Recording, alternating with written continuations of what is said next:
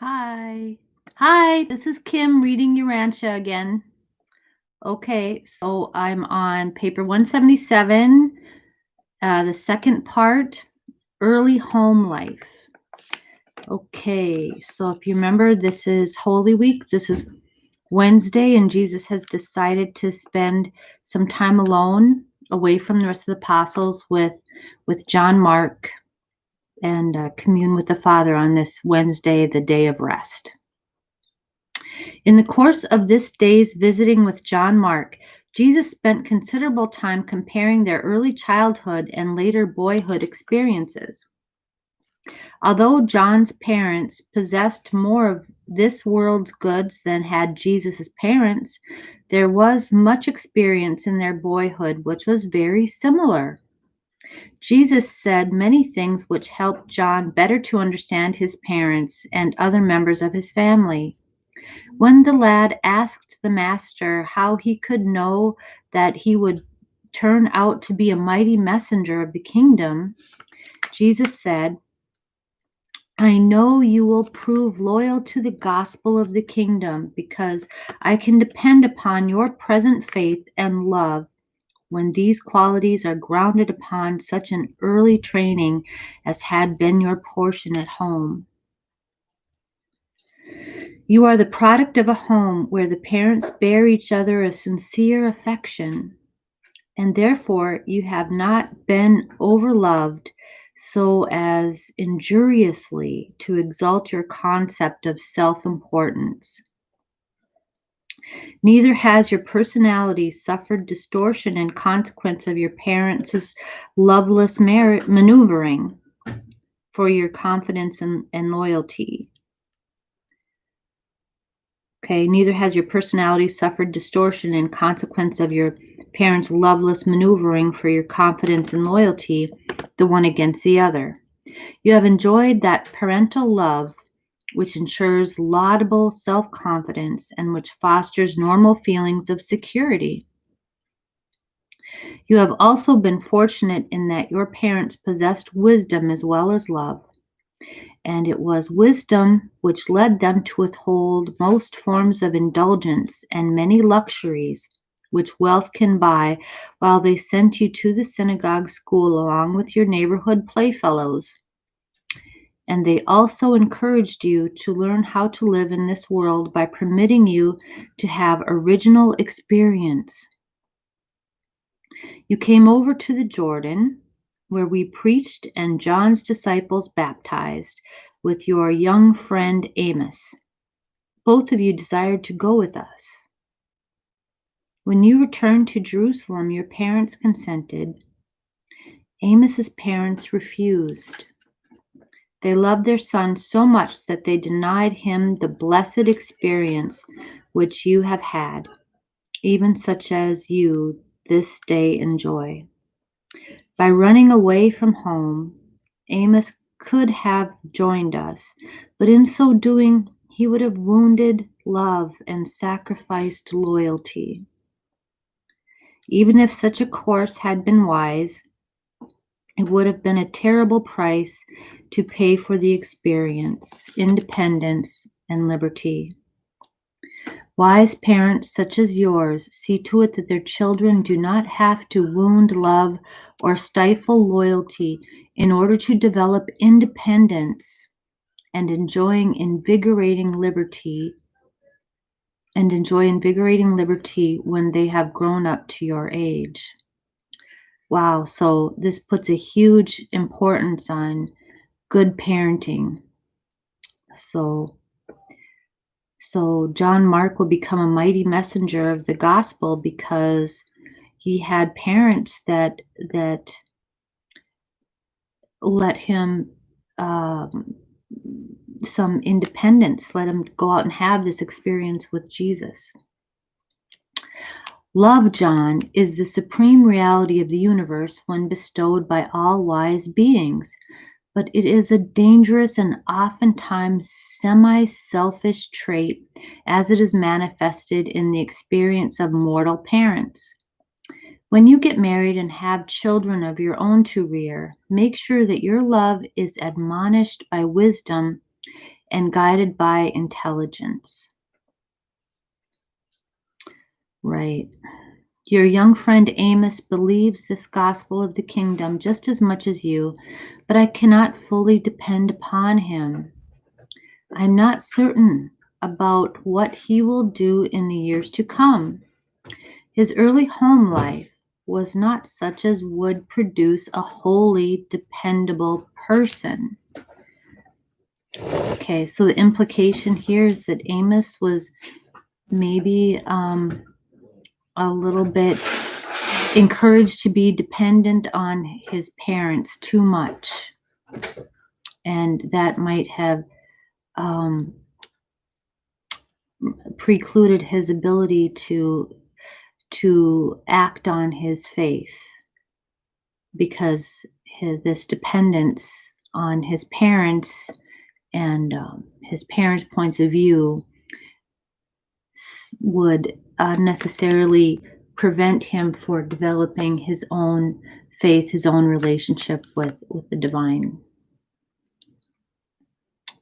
Right. Amos is too much like one of the apostles who failed to enjoy a normal, loving, and wise home training. Wow, I think I know which apostle he means. I think he is probably referring to Judas Iscariot. Your whole afterlife will be more happy and dependable because you spent your first 8 years in a normal and well-regulated home. You possess a strong and well-knit character because you grew up in a home where love prevailed and wisdom reigned. Such a childhood training produces a type of loyalty which assures me that you will go through with the course you have begun. For more than an hour, Jesus and John continued this discussion of home life. The Master went on to explain to John how a child is wholly dependent on his parents and the associated home life for all his early concepts of everything intellectual, social, moral, and even spiritual, since the family represents to the young child all that he can first know of either human or divine relationships. The child must derive his first impressions of the universe from the mother's care. He is wholly dependent on the earthly father for his first ideas of the heavenly Father. The child's subsequent life is made happy or unhappy, easy or difficult, in accordance with his early mental and emotional life, conditioned by these social and spiritual relationships of the home. A human being's entire afterlife is enormously influenced by what happens during the first few years of existence. It is our sincere belief that the gospel of Jesus' teaching, founded as it is on the father-child relationship, can hardly enjoy a worldwide acceptance until such a time as the home life of the modern civilized peoples embraces more of love and more of wisdom. So it's not just love, because love can be needy or dependent. And wisdom, I'm interpreting as this idea of understanding when it's time to let go and to use detached love rather than the compelling variety of love. Notwithstanding that parents of the 20th century possess great knowledge and increased truth for improving the home and ennobling the home life, it remains a fact that very few modern homes are such good places in which to nurture boys and girls as Jesus' home in Galilee and John Mark's home in Judea, albeit the acceptance of Jesus' gospel will result in the immediate improvement of home life. The love life of a wise home and the loyal devotion of true religion exert a profound reciprocal influence upon each other. Such a home life enhances religion, and genuine religion always glorifies the home. It is true that many of the objectionable, stunting influences and other cramping features of these olden Jewish homes have been virtually eliminated from many of the better regulated modern homes. Oh, I can't talk today, I guess. Better regulated modern homes. There is indeed more spontaneous freedom and far more personal liberty, but this liberty is not restrained by love, motivated by loyalty, nor directed by the intelligent discipline of wisdom. Okay, so in modern times, so back in Jesus' time, there was all this love, this compelling kind of love, but there wasn't the independence, the freedom, and the knowing when to let your kids start to grow up was what he's talking about. But today in modern homes, it's kind of the opposite. I think he's saying that now today there's so much more personal liberty in our homes, but there's not enough love to restrain our liberties. So people and children, even within the home, even within the context of a loving family, have become kind of spoiled and too much liberty, because that liberty, they're only thinking of themselves, right? Right. They're not motivated by loyalty or restrained by love, or directed by intelligent discipline. So even this is written in like the 30s, the 20s. Even then, there was that tendency, right? But I think that's even multiplied today in many of our modern homes. As long as we teach the child to pray, "Our Father who is in heaven," a tremendous responsibility rests upon all earthly fathers so to live and order their homes that the word Father becomes worthily enshrined in the minds and hearts of all growing children.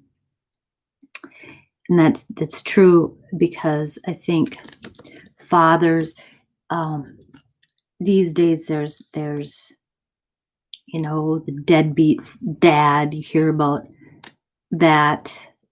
There's some fathers that